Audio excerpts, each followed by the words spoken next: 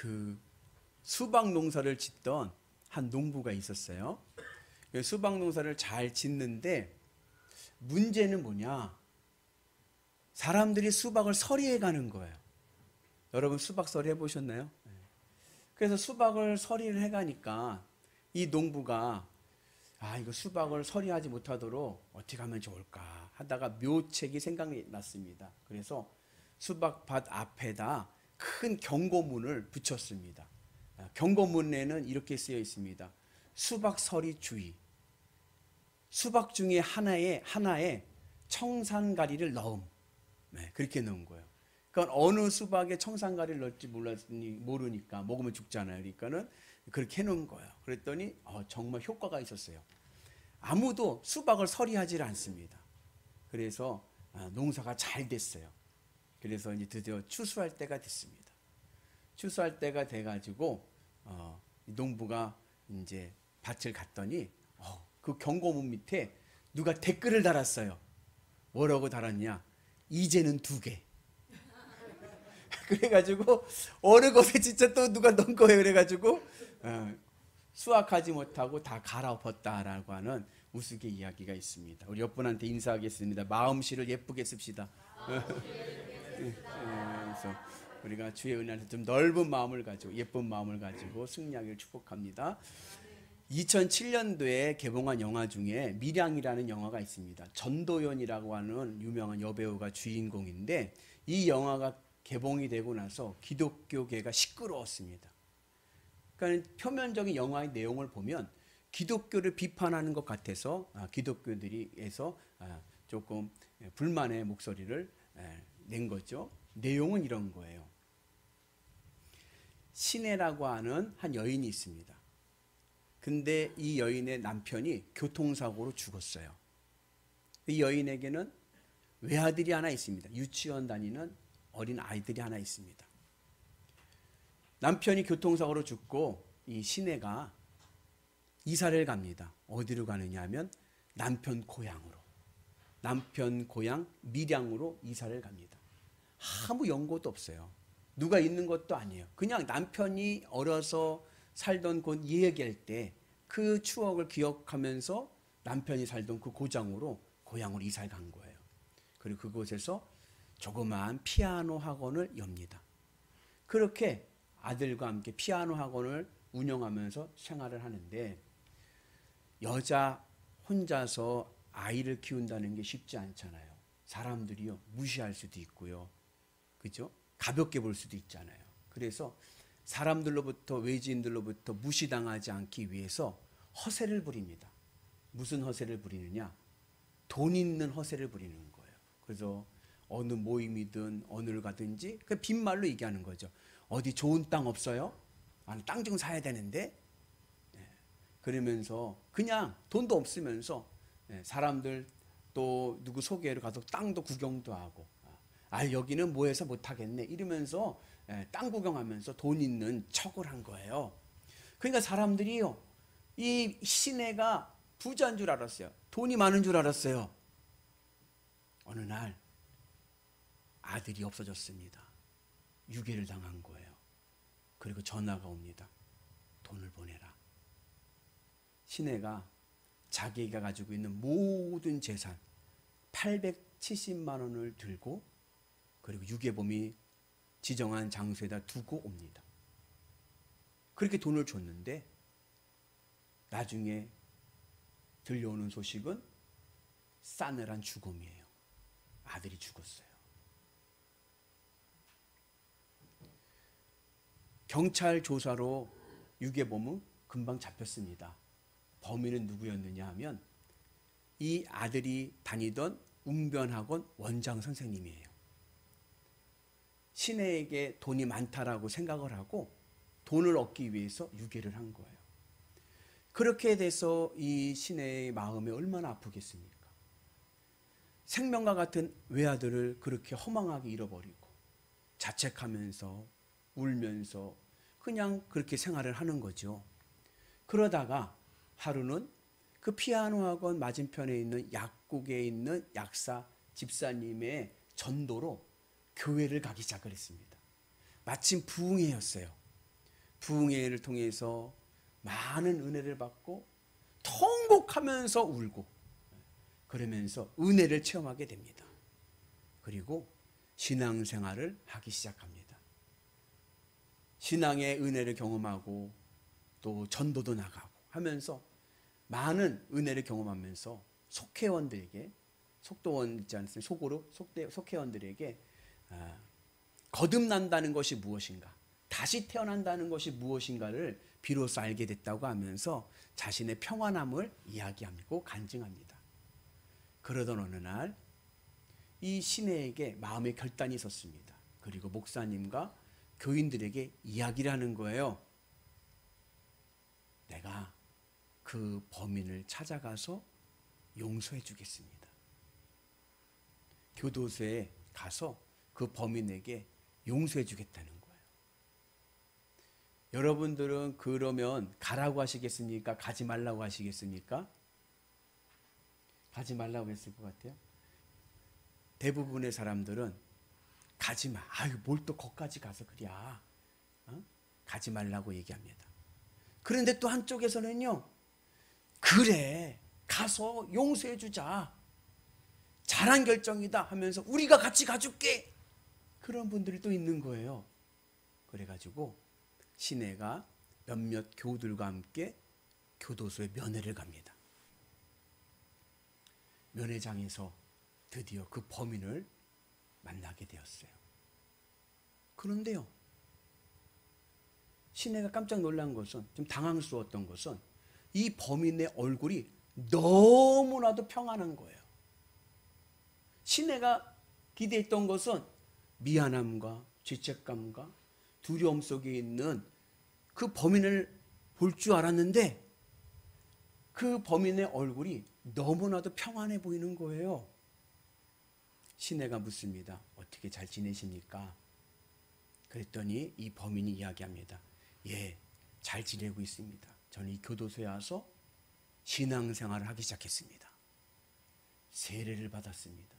그리고 하나님의 큰 은혜로 용서받았습니다.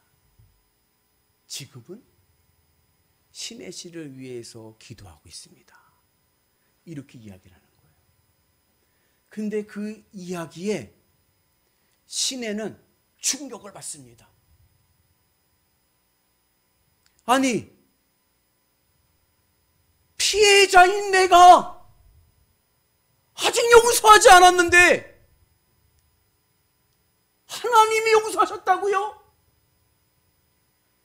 내가 아직 당신을 용서하지 않았는데 당신은 이미 용서받았다고요?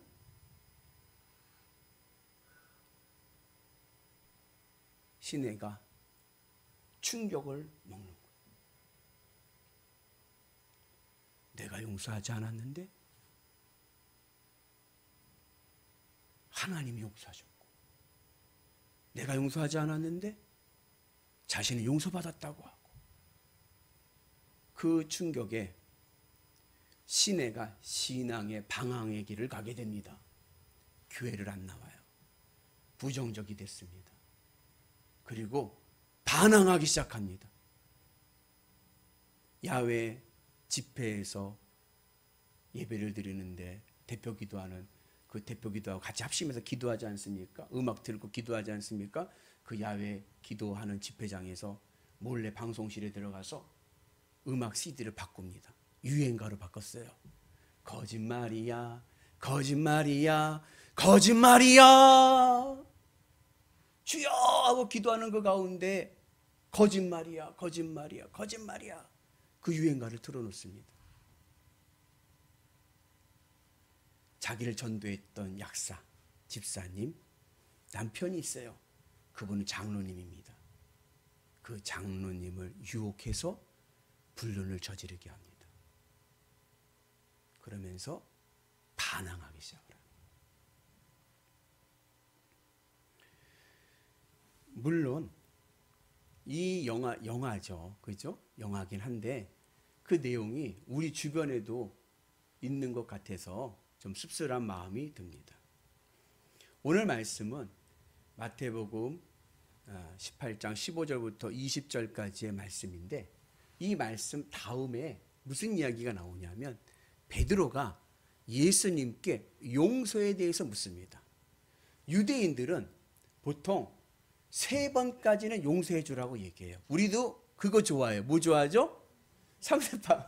뭘 하면 상세판이야. 3번까지는 용서해 줘. 유대인들도 마찬가지였어요. 근데 그 이야기 속에서 베드로가 이야기합니다. 주님, 몇 번 용서하면 되겠습니까? 한 7번 용서하면 되겠죠? 베드로가 큰 마음을 먹고 이야기하는 거예요. 근데 예수님께서 하신 말씀이 뭐예요? 7번을 70번이라도 용서해 줘라라고 말씀하고 있습니다. 7번을 70번이라도 용서해 주라는 말씀은 그냥 숫자적인 개념으로 해서 490번 용서해 주라는 얘기가 아니라 무한대로 용서해 주라는 거예요. 오늘 우리에게 그 은혜가 있기를 축복합니다. 그래서 우리가 어떻게 무한대로 용서해 줄 수 있습니까? 이유는 하나님께서 나를 무한대로 용서해 주셨기 때문에 그래요.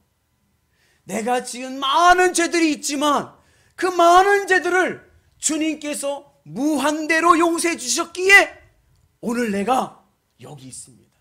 오늘 내가 하나님 백성이 되었습니다. 오늘 내가 구원받은 천국 시민권자가 된 줄로 믿습니다. 그래서 하나님이 나를 무한대로 용서하셨기에 우리도 무한대로 용서해 주는 은혜가 있기를 축복합니다. 그런데 용서에는요, 과정이 있는 거예요. 오늘 15절부터 20절은 그 용서의 과정, 용서의 실천에 대해서 말씀하고 있습니다. 우리가 용서를 어떻게 해야 되느냐? 그리스도인들의 용서는 어디로부터 시작이 되어야 되느냐? 먼저는 인간 관계에서의 매듭을 풀어야 됩니다.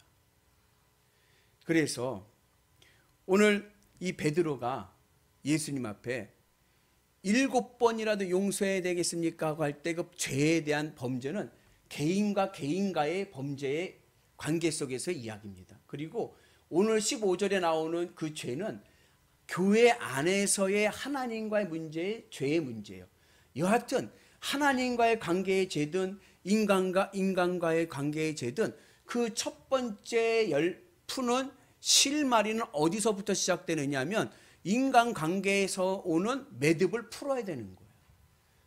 그런데 그러지 못하고 신앙인들이 범하는 미스하는 실수하는 것이 뭐냐면 사람과 사람과의 관계성에서는 생각하지 않고 하나님과 나와의 관계성만 생각을 해서 그냥 내가 하나님 앞에 회개하면 끝났다라고 생각을 하는 거예요. 그런데 그러지 않고 하나님 앞에 나오기 전에 먼저 인간관계 속에서의 매듭을 풀어가는 은혜가 있기를 축복합니다. 그래서 가해자는 피해자에게 먼저 용서를 구하고 그리고 화해하고 화목한 은혜가 있어야 될 줄로 믿습니다. 그래서 이스라엘의 희생제사가 있지 않습니까? 레위기에 보면 이스라엘의 희생제사를 5가지로 이야기합니다. 번제, 소제, 화목제, 속죄제, 속건제, 이 5개의 희생제사가 있는데 이 희생제사를 드릴 때 순서가 있어요. 무엇이 먼저냐? 속건제가 문제입니다. 속건제가 먼저인데 이 속건제는 어떠한 특징이 있느냐 하면 인간과 인간관계 속에서 이루어진 사건에 대해서 가해자는 피해자에게 배상을 해줘야 됩니다. 배상을 해주라는 얘기는 뭐냐면 먼저 내가 피해를 입힌 그 사람에게 가서 용서를 받으라는 얘기입니다. 그리고 나서 하나님 앞에 나와서 예배를 드리는 겁니다. 이 속건제를 레위기에 보면은 전제가 있어요. 그것은 뭐냐면 고의로 지은 죄예요. 고의로 지은 죄. 내가 고의로 내 이웃에게 그리고 나와 관계하는 사람들에게 피해를 입히고 잘못을 했다면 반드시 가서 먼저 사과하고 용서를 구하는 은혜가 있기를 축복합니다. 그리고 난 다음에 하나님 앞에 나와서 예배를 드리는 거예요.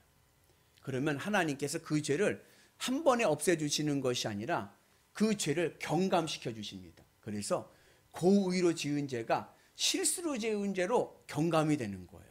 그래서 속건죄로 끝나는 것이 아니라 속건죄를 드린 사람은 그 다음에 속죄죄를 드려야 돼요. 레위기 말씀 보면요, 속죄죄는요 실수로 부지중에 지은 죄에 대한 용서입니다.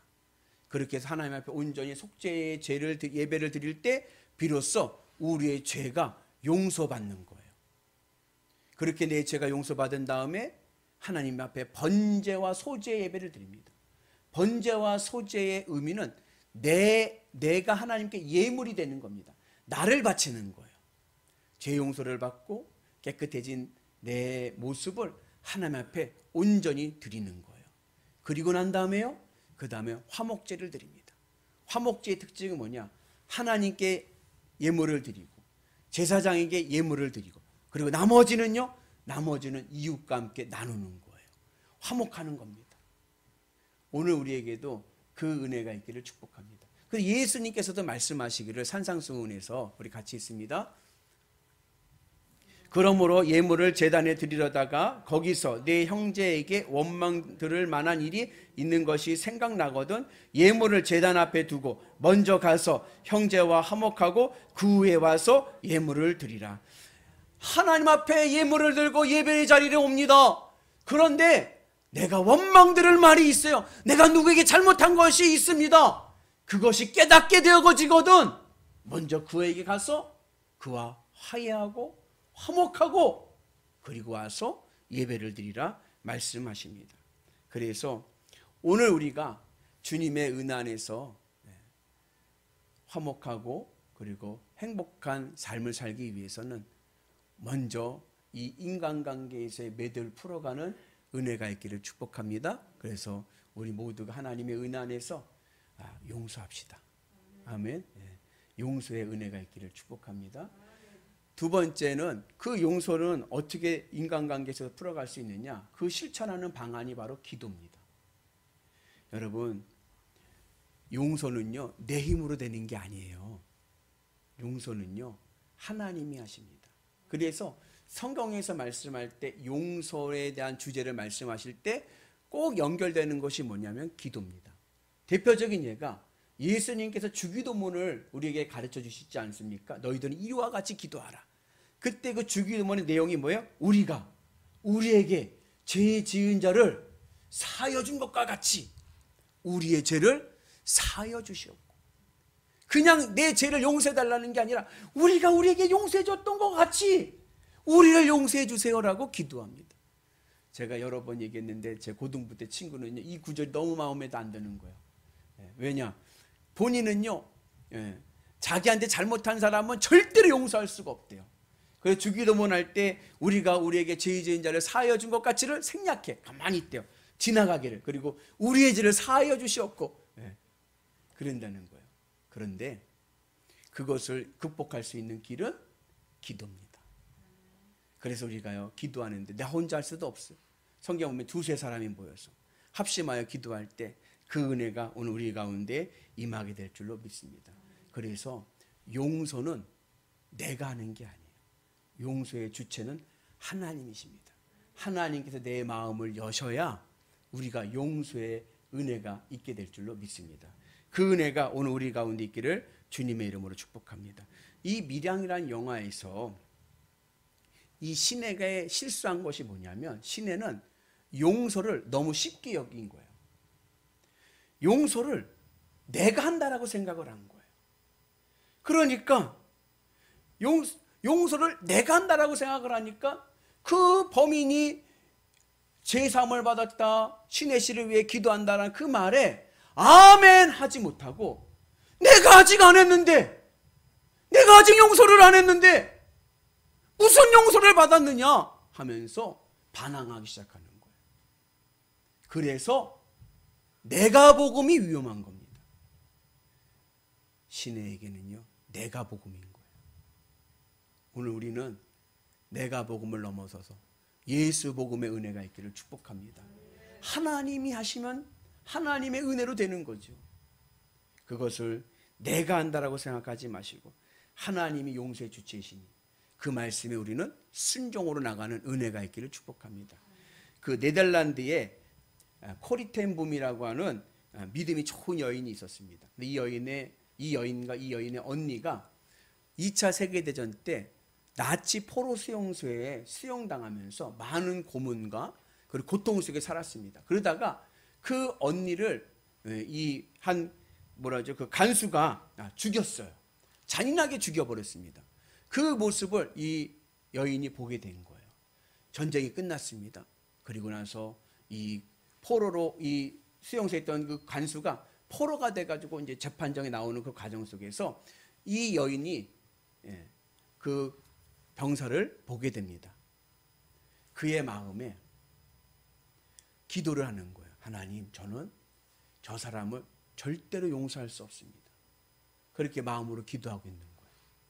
미워 죽겠는 거예요. 그때 주님께서 그 여인에게 마음의 음성을 들려주십니다. 나는 너에게 용서하라고 이야기하지 않는다.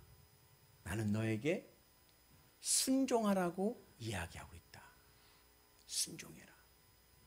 그 말에 의지를 가지고 그 병사에게 다가가서 끌어안습니다.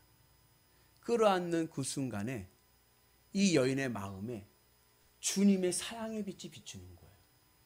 그래가지고 그 일을 정말로 진심으로 용서하게 되는 은혜를 경험하게 되었습니다. 오늘 우리에게도 그러한 은혜가 있기를 축복합니다. 나는 못해요. 내 마음에요. 용서해야지 생각해도요. 만나면 어때? 만나면 내 심장이 두근두근거리고 피가 거꾸로 솟는 것 같은데 어떻게 용서를 해요? 그러나 순종하는 거예요. 주님의 명령이니까. 순종으로 나갈 때 우리의 마음에 그리스도의 빛이 사랑의 빛이 되어서 용서의 은혜가 있게 될 줄로 믿습니다. 그 은혜가 오늘 우리 가운데 있기를 주의 이름으로 축복합니다. 그리고 세 번째, 이 용서의 완성은 교회 공동체의 도움으로 이루어집니다. 그래서 특별히 오늘 말씀에서 이 범죄한 사람들을 회복시키는 이야기, 용서의 목적은 뭐예요? 그 사람을 회복시켜 주는 거예요. 그래서 한 사람이 가서 권면을 하고 그 다음에 두세 사람이 가서 또 확증하면서 그가 죄에서 벗어나서 하나님의 사람으로 거듭나도록 우리가 돕고 그리고 기도하는 은혜가 있어야 될 줄로 믿습니다. 오늘 17절의 말씀인데 우리 같이 봅니다. 만일 그들의 말도 듣지 않거든 교회의 말하고 교회의 말도 듣지 않거든 이방인과 세리와 같이 여기라. 이 말씀의 의미를 우리는 문자적으로 보면은 어떠한 의미가 들리냐면 권면을 해도 듣지 않으면 그냥 잘라버려라 이렇게 들려 보이는 거야. 쫓아내라. 그런데 오늘 이 말씀의 깊은 의미는 그렇지 않습니다. 정반대입니다. 예수님께서 오늘 이렇게 말씀하신 것은 쫓아내라가 아니라 회복시키라는 겁니다. 그 영혼을 살리라는 겁니다. 우리가 하는 일은 뭐냐? 성도가 하는 일은 뭐냐? 그에게 가서 기도해주고 권면해주고 다시 빌드 하나님의 사람으로 일어서도록 도와주는 거예요. 나머지는요, 징계와 심판은 교회에서 한다는 겁니다. 교회에서 할 터이니 교회가 치리하니 너희들은 징계하지 말라는 거예요. 정죄하지 말라는 겁니다. 우리가 할 수 있는 것은 서로 사랑하고 그리고 화목하고 기도해주는 은혜가 있어야 될 줄로 믿습니다. 그래서 오늘 우리에게도 그러한 사랑의 은혜가 있기를 주님의 이름으로 축복합니다. 우리 모두가 주의 은혜 안에서 행복한 믿음의 길, 우리 영일교회는요 화목한 교회, 행복한 교회, 아멘이시죠? 네, 누구를 정죄하기보다는 그를 위해서 기도해 줄 수 있는 사랑의 빗덩어리들, 하나님의 은혜가 있기를 축복합니다. 특별히 오늘 이 말씀에서 이 15절에서 말씀하는 이 죄는 하나님과의 관계성에서 죄라고 얘기하지 않았습니까? 이 하나님과의 관계성 속에서의 죄는 어떠한 죄냐면 마태복음 18장의 맥락에서 보면 돌이켜 어린아이와 같이 되지 않은 죄입니다. 돌이켜 어린아이와 같이 되지 않은 죄가 뭐냐? 어린아이는 어때요? 어린아이에게는요 엄마만 있으면 돼요. 그죠? 엄마만 있으면요 아무것도 없어도요 아이는 행복합니다. 어린아이와 같은 신앙은요, 주님 한 분만 계시면요, 나는 행복합니다. 주님 한 분만 계시면요, 난 더 바랄 것이 없습니다. 그런데 어른은 어떤가요? 어른은요, 이해관계가 있어요. 비즈니스가 있습니다. 나에게 이득이 되고 나에게 도움이 되고 계산합니다. 그래서 세상 것에 매여서 세상 것과 하나님과 흥정하는 신앙이 되는 거예요. 우리는 하나님과 흥정하는 신앙이 아니라 하나님만으로 기쁘고 행복한 믿음의 성도 되시기를 주님의 이름으로 축복합니다. 그럴 때 우리는 이 세상에서 하나님께 복음을 전하는 하나님의 사랑의 빚덩어리 될 줄로 믿습니다. 그래서 그들에게 잘못하고 잘못된 길로 가는 이들을 어떻게 권면하느냐? 먼저 가서 권고를 하는 거예요. 권고한다는 것은 뭐냐면 깨닫게 하는 거예요. 내 간증을 하는 겁니다. 내 삶의 이야기를 하는 겁니다. 그러면서 하나님만이 우리의 삶의 행복의 이유이심을 증언해 주는 거예요. 그래도 듣질 않아요. 그러면 어떻게 돼요? 그때는 두세 사람이 같이 신방을 가는 거예요. 그래서 확증하라고 얘기합니다. 자신들의 삶에 만난 예수 그리스도를 만나고 그리고 전함을 통하여서 그가 다시 복음 안에서 믿음으로 회복되도록 우리가 세우는 은혜가 있어야 될 줄로 믿습니다. 제가 교육전도사 때 그 섬기던 교회에서 있었던 일이에요. 그 교회가 둘로 쪼개졌어요. 둘로 쪼개져 가지고 정말 이산 가족이 따로 없어. 그래가지고 교회 와가지고 그 남편은 2층으로 아내는 1층으로 예배를 따로 드리러 가는 거예요. 그러한 가운데에서 그것이 이제 회복되어져 가는 가운데서 있었을 때 제가 간 거예요. 교육전도사로. 근데 무슨 얘기를 들었냐면 거기에 이제 장로님들이 많죠. 근데 그 장로님들이 이제 새로 이제 목사님을 모신 거예요. 담임 목사님을 모시고 같이 신방을 다닌 거예요. 낙심자 신방을 다니러 간 거예요. 그 낙심자 신방을 가서 신방을 하는데 거기에 신방하는 그 권사님이 막 불만을 막 얘기하는 거예요. 뭐 어쩌고 막 하면서 불만을 막 토로하더래. 교회에 대한 토로를 불만을. 그러면 옆에 있던 목사님이나 교우들이 아유 그렇죠 죄송합니다. 우리가 다시 하겠습니다. 그리고 이제 위로를 해주고 격려해주고 다시 교회 나오게끔 하는데 하도 불만을 막 하니까 어느 장로님이 갑자기 그러더래. 벌떡 딱 일어서더니 됐어요! 오지 마세요! 하고 확 뛰쳐나가더라는 거예요. 그래서 신방을 간 게 이게 오히려 안 좋은 모습이 된 거죠. 여러분 교회 안에서는요 우리가 할 수 있는 일은요 위로해 주고요 격려해 주고요 그리고 돌봐주는 거예요. 나머지는 하나님이 하실 줄로 믿습니다. 교회가 치리한다는 것은 공교회 하나님께서 이끄신다는 것입니다. 그래서 우리가 주의 은혜 안에서 늘 화목하고 행복한 믿음의 길을 가는 위대한 성도들 되시길 축복합니다. 여러분들의 가정도 마찬가지예요. 가정 안에서도 서로 위로해주고 격려해주고 그리고 우리가 어떠한 어려운 문제가 있어도요 이렇게 이야기하세요. 걱정하지 말아요. 우리에게는 하나님이 계시잖아요. 주님만 있으면 우리 가정은 살아요. 아멘이십니까? 우리 교회도 주님만 계시면 부흥할 줄로 믿습니다. 그 은혜가 오늘 우리 가운데 임하셔서 우리가 하나님의 은혜 안에서 사랑 안에서 늘 축복의 삶을 살아가는 거룩한 성도들 되시기를 주님의 이름으로 축복합니다.